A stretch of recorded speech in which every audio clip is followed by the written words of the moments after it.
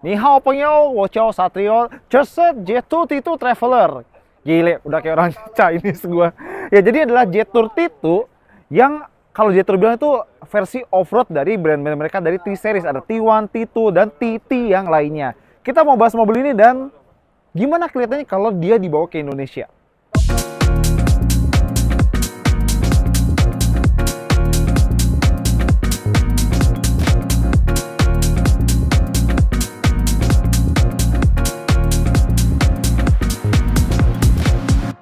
Ya, jadi sekarang kita lagi di Fuzhou, di kampung halamannya J-Tour di Cina. Kita pengen lihat mobil ini, adalah J-Tour T2 Traveler. Nah, kalau dikira-kira mobil ini punya panjang sekitar 4,7 sampai 4,8 meter, termasuk ban serepnya. Jadi, kalau boleh diibaratin, kira-kira dia seukuran sama Honda CR-V. Tapi kalau dari penampilan, kotak-kotak banget kayak SUV klasik yang bener-bener buat off-road murni.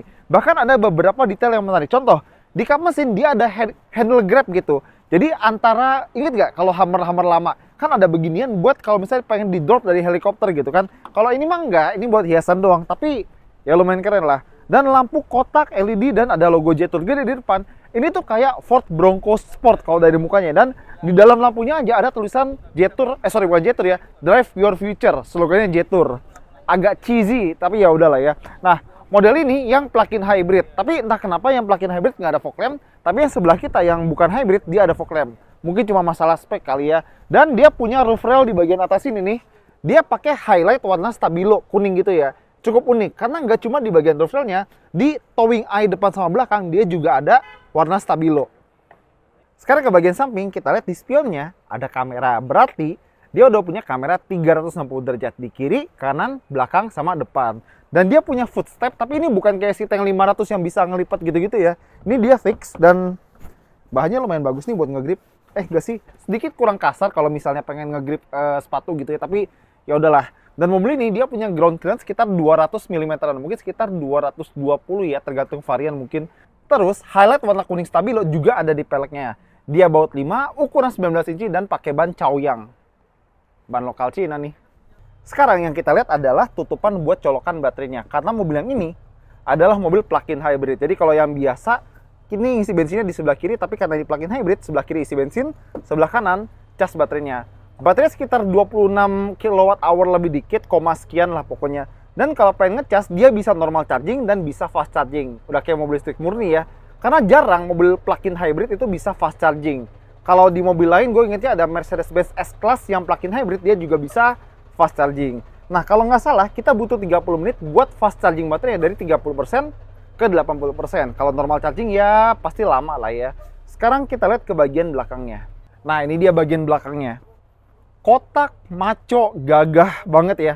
Nggak ada kesan kayak modern, fluid gitu-gitu. Pokoknya SUV boxy maco.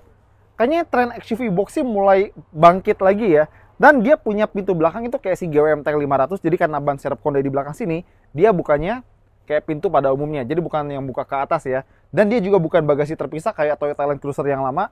Dia model pintu biasa. Dan ada tulisan Hance di sini. Kalau kita udah translate pakai Google Translate, ini adalah Chery Automobile. Karena gimana pun juga, J-Tour masih bagian dari Chery Holdings. Nah, lampu belakang LED dan ini bagian belakang defender banget gak sih kalau kalian lihat. Towing di bagian belakang, ngumpet di dekat bumper belakang. Dan kalau misalnya kita lihat emblemnya, ada emblem Cina, terus ada T2 lagi. Emblem Cina ini adalah tulisan Hance dari J-Tour. Dan kalau misalnya kalian penasaran, kamera mundurnya ada di dekat cover ban serepnya. Dan ini yang lagi ngetren ya, cover ban serep kotak. Biarpun ban sih pasti bulat ya, tapi ini kotak. Dan di sini ada slot kamera buat kalau misalnya di beberapa Land Rover Defender kan ini buat spion digital ya. Jadi kalau misalnya di flick spionnya, tombolnya bisa ngasih lihat gambar, tapi kayaknya ini kosong ya, nggak ada apa-apa. Oke lah, dan ini dia logo J-Tour kalau di Cina. Nah, kalau sekarang kita lihat bagian dalamnya sih J-Tour T2 atau J-Tour Traveler ini ya. Ini logo J-Tour kalau di China, ini kayak huruf J dan T ya, J-Tour gitu. Ini sebelah kiri buat ADAS, ada Adaptive Cruise Control, dan ada juga sejenis Lane Keep Assist. Karena dia bisa, level 2 Autonomous Driving ya, kayak mobil lain sih. Nah, di sini ada tombol buat multimedia, volume, mute, sama ini tombol buat bisa di-assign macam-macam. Terus kalau kita lihat bahan-bahannya di sini tuh kayak suede Alcantara, ada hand grip di sini, tapi ini plastik ya. Dan di sini kayak bahannya agak-agak kayak karet atau rubber ya. Dan pakai jahitan merah yang melebar dari kiri ke kanan dan ada motif kayak topografi ya di sebelah sini ya. Oke. Dan lihat bagian handle pintunya, kesannya tuh tough gitu ya. Bahkan handle pintunya ini, bagian ini kayak belati ya, atau pisau ya. Terus ini grip kalau misalnya lagi off-road tuh biar kita bisa pegangan gitu. Plus ada tulisan Travel Plus di sini. Ini kayak apa ya, campaign-nya si Jetour gitu loh. Nah, kalau bahan joknya dia pakai bahan kulit. Dan coba kita cek apakah dia bisa. Wah, bisa. Sandaran kepalanya bisa diatur gitu ya, biar ngikutin kontur kepala kita. Jadi kalau misalnya lagi tiduran sih enak nih. Ada logo Jetour lagi, dan ini paduan bahan kulit, terus ada desain camo di sini. Dan seperti biasa gimmicknya Jetour, ini aksen bermagnet kayak gitu. Kalau bahan sebenarnya antara bagus sama kurang ya. Jadi kulit, jahitan gitu-gitu, tapi ke bawah udah plastik yang biasa aja. Dan gak cuma itu, buat driving mode-nya dia ada di sebelah sini. Konon ada sekitar 7 mode berkendara kalau yang penggerak AWD kayak begini. Ini tuas transmisinya pakai kristal, ada logo Jetour, dan kalau P ditekan begini, maju, netral, sama mundur. Ini maju, netral, mundur. Oke ya, ada kamera 360, AC, dan dia ada defogger depan. Cuma kalian bisa tebak, hampir semua pengendaliannya itu dari sini. Agak disayangkan, grab handle lagi, ada wireless charger, dan ada ventilasi AC. Jadi kalau misalnya ngecas, HP nggak cepat panas. Terus kita lihat pengaturan setirnya apakah tilt teleskopik. Coba naik turun sih bisa. Oh iya, dia bisa tilt teleskopik. Terus ini tuas-tuasnya tuh dia identik sama Chery Omoda ya. Dan ini power window. Terus kalau speakernya, konon katanya dia pakai speaker dari Sony. Nah, di sini ada kamera. Ini kayaknya buat driver monitoring system. Jadi kalau misalnya kita meleng atau misalnya buat sistem keselamatannya, ini ngebantu kita. Dan dia ngebaca ekspresi muka kita ya gitu. Oke, jadi bagian dalam kurang lebih begitu. Sekilas ngeliat sih lumayan ya. Dan ini buat kontrol panoramic sunroofnya, ada di sebelah situ. Nah, ada kamera interior juga. Kayak BMW i5. Apa ini buat selfie? Ya, kita nggak tahu. Tapi dibanding Jetour Dashing yang jujur agak sedikit mengecewakan, ini sebuah upgrade sih. Malah harusnya ini yang dibawa Jetour pertama kali ke Indonesia, bukan Dashing dan bukan X70 Pro. Karena ini lebih berkarakter gitu. Lumayan buat branding awareness. Kita lihat ke bagian belakang. Sekarang kita lihat jok belakangnya. Oh ya, ini jok depan dua-duanya ada elektrik ya. Di belakang kayaknya nggak jauh beda sama depan ya. Oke, kita tutup. Suara nutupnya normal lah ya. Oh ya, dia pakai kaca depan itu udah double glazing, jadi peredamannya udah lebih baik daripada rata-rata. Ini panoramik sampai ke belakang, ada lampu di sini. Dan sebenarnya joknya belum gue atur, tapi tinggi gue 178. Ruang kepala masih bagus ya. Ruang kepala bagus, ruang kaki juga ya oke lah. Ini sorry kotor karena tadi ngerekam mobilnya lagi off-road gitu. Ada AC di bagian tengah, terus ada dua colokan USB, USB-A sama USB-C. Dan di beberapa tipe ada jok penghangat di belakangnya. Tapi kalau jok pendingin tadi gue belum lihat.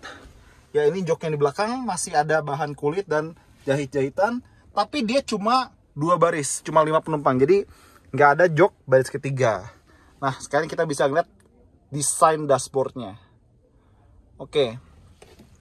Jadi di belakang kayaknya nggak banyak yang bisa ceritain dia. Oh ya, ini ada grab handle buat kita off-road segala macam. Dan dia nyatuin coat hanger atau buat gantung jasnya di sini.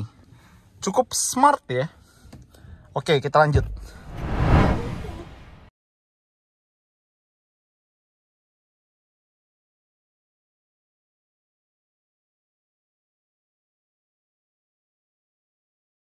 Oke, sekarang giliran kita nyetir si Jetour Tito ini atau Jetour Traveler. Yang kita naikin adalah versi mesin 2000 cc, kopling ganda, 7 kecepatan dan pakai XWD. Kita coba gas ya. Wush. Turbo lag ada kecil tapi emang mesin 2000 cc ini kenceng. Jadi kalau ngelihat speknya itu 2000 cc 4 silinder turbo dengan tenaga 250 tenaga kuda sekitar segitu, dan torsi sekitar 300 hampir 400 Nm kalau nggak salah. Sekarang karena medan off-road, kita off-road mode already? Yeah, it's off-road already. It's drag mode. Oke, jadi kita udah di mode bebatuan ya. Kita pelan-pelan aja. Iya, approach angle bagus buat di sini. Kita lihat apakah dia bisa. Nah, cuma gas dikit dan dia bisa nanjak dengan mudah. Dan sedikit cerita ya soal si XWD atau AWD-nya Jetour ini. Jadi sebenarnya dia adalah sistem AWD part time. Jadi most of the time dia itu mungkin penggerak 2 roda aja. Tapi kalau konfigurasi kayak gini mungkin penggerak depan ya yang diutamain. Baru roda belakang itu dia jalan kalau misalnya roda depan udah kehilangan traksi. Artikulasinya bagus untuk roda kiri sama kanan. Dan dia punya ground clearance sekitar 220 mm. Setirnya sih lumayan ya. Di kecepatan rendah gini sih enteng, dan gue jujur nggak terlalu berani ngepus karena belum tahu medannya, dan semua media juga dapat 1 lap, jadi bijak-bijak aja. Gue nggak berani, apalagi bukan tempat gue gitu ya. Di sini banyak kerikil, banyak batu, tapi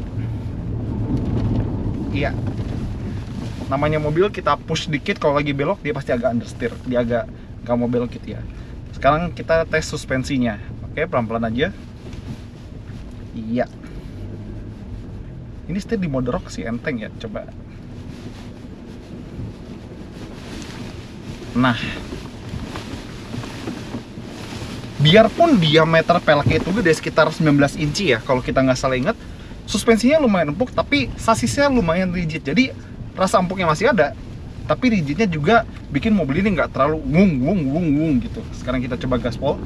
Nggak gaspol deng, ini di jalanan bukan aspal, gue takut mobilnya kenapa-napa juga. Oke, putar balik. Kayaknya beloknya lumayan patah nih buat mobil yang ukurannya kira-kira hampir 5 meteran, termasuk ban serep konde ya. Di jalan kayak gini ya masih lumayan nyaman. Yuk. Iya. Oke. Berasa rally stage. Kembali ke jalanan beton. Iya. Oke, selesai. Itu dia nyobain si Jetour T2 Traveler. Udah selesai karena kita harus gantian sama yang lain. Yuk.